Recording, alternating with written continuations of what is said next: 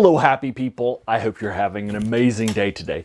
Today we're taking a look at The Initiate by Louise Cooper. It's the first of a 3-book series. It was published in 1985. I read it when I was in college. I was at the college at WVU. There was a used bookstore there on the main strip in the downtown High Street. And I went down there to buy a lot of my books. And I saw this book in the fantasy science fiction section. And I said, I want to buy it. This seems like it'd be fun from the back. I enjoyed it a lot. Read it right then and there. The second copies weren't there. This is before, Amazon.com became the sort of clearinghouse for used and new books.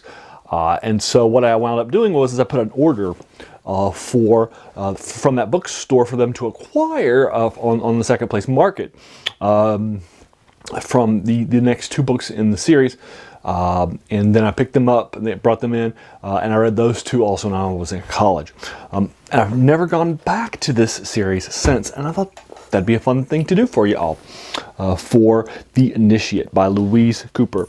Now, Louise Cooper, there's not a whole lot of information out there. She does have a Wikipedia page, but there's not a whole lot of information on it. It looks like it's more of sort of a digest, sort of buyer information sort of a thing.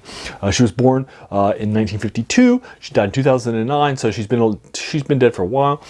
She wrote a lot of novels during her life, but none of them have their own page in Wikipedia. They clearly aren't important enough to do so. She doesn't have a whole lot of interest in a lot of other places too.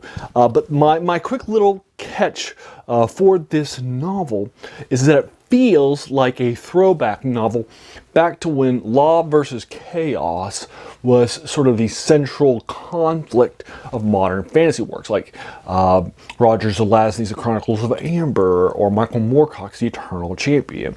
And so this has as its central theme the law versus chaos, a central conflict, which is heavily influential in the 60s and the 70s. But instead of those, like for example, the Chronicles of Amber, your good guys sort of are, if you're good, your protagonists were servants of order. Here, your protagonist is a servant of chaos, and so there's a little bit of a spin for this, which I think is interesting, and I really enjoyed it. This novel comes in a little less than 300 pages. It's about 278 pages less.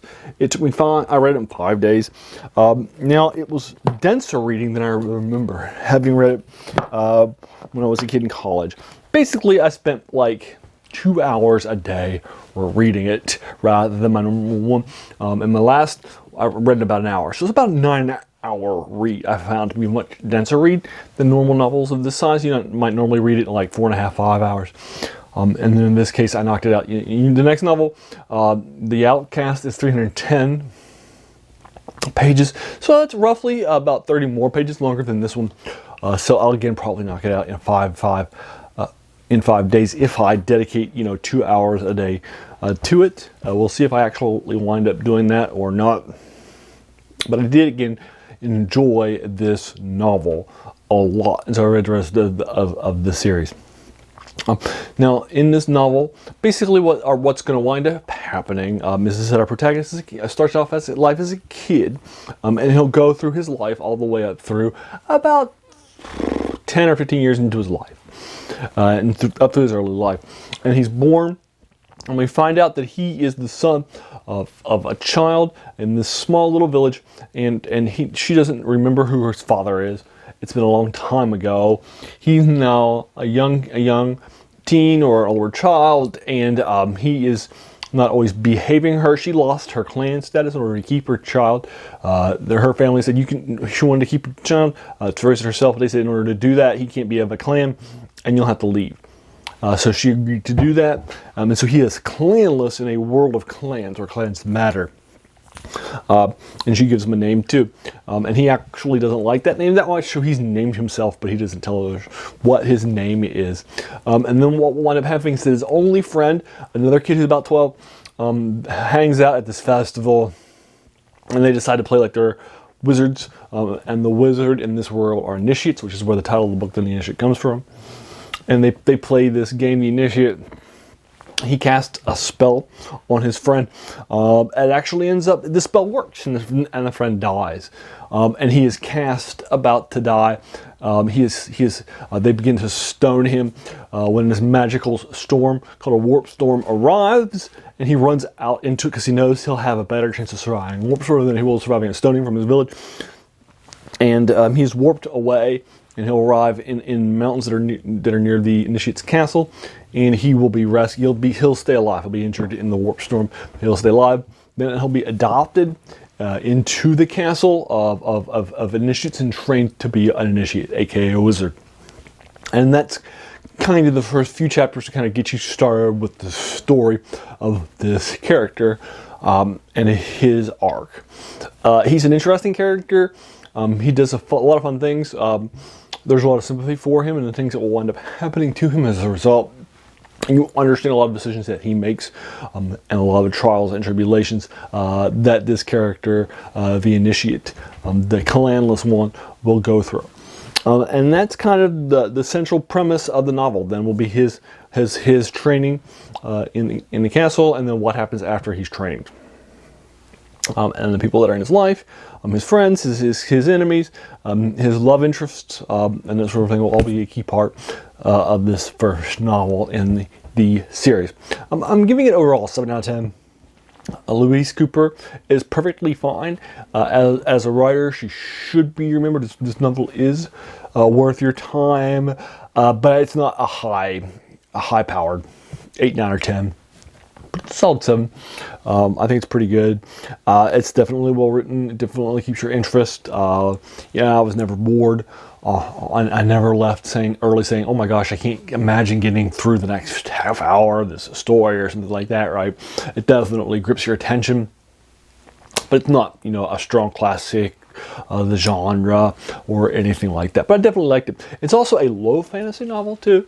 It does take place in a fantasy world with maps and that sort of thing, and there's magic and clerics and wizards and normal people that are like warriors. And so there are 3 elements of control over the world: the temporal, which is controlled by the government. There's a clerical, religious control by this sister's order, and then the initiates are the magic people of the world. And so there's kind of these 3 separate swords rather than the 2 swords of the Catholic Church, the temporal sword and the religious sword, which is pretty cool. But there's nothing else that's magical in here. There's not magical creatures. There aren't really that many magical spells. The magical spells aren't that useful. For example, our main character gets injured and he isn't healed with magical spells or potions or anything like that, right? He just has to spend some time in bed. This is a pretty low magic world. And it doesn't have any like orcs or Pegasuses or unicorns or fairies or elves or anything like that, or even dragons. It is definitely a low fantasy world. Just as an FYI, which is pretty interesting. I think Louise Cooper does a good job with world building in this novel. But there you are. That is her 1985 novel, The Initiate. Now, in Wikipedia, it says that this series started publishing in 1986, but the copyright date in the novel is 1985. So I'm going with the copyright date in the novel over Wikipedia, in case you do some research and you're like, I thought this was 1985. It is, according to the novel. Wikipedia isn't that fleshed out, doesn't have a whole lot of details in it, so it's not like I'm going to be spending a lot of time doing a deep dive into Wikipedia and finding out all of the things that it says. But just as an FYI, in case you do some research on this novel.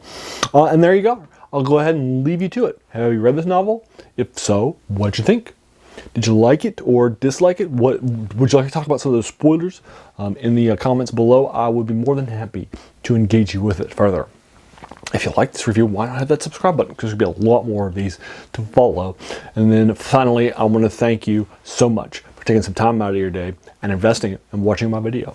We all have so many things that are happening in our lives, and we're pulled in so many different directions. So the fact that you spent this time with me is incredibly humbling, and I appreciate it. So thanks again, and have an amazing day.